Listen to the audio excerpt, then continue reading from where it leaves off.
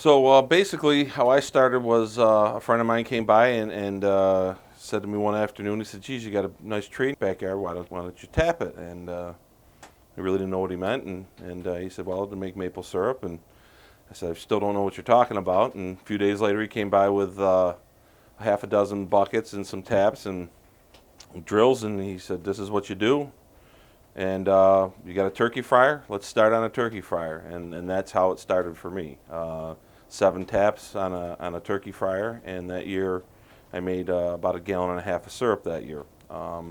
And simply, it's just a matter of was just a matter of boiling down the maple sap, reducing the water, and bringing up the sugar content.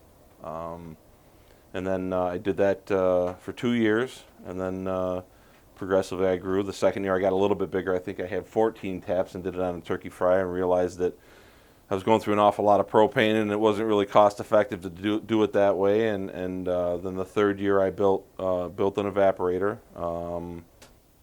I went from doing it on a turkey fryer to a small evaporator, and then it just morphed every couple of years into something a little bit larger, to basically the operation that I have now, which is I do about 100, roughly around 100 taps a year, which is still relatively easy to manage, and doesn't take up a whole lot of time, but there's certainly a progression that you go through that most people go through. Typically start out small and then kind of ramp up as they get bit by the bug, and it tends to ramp up as the years go by.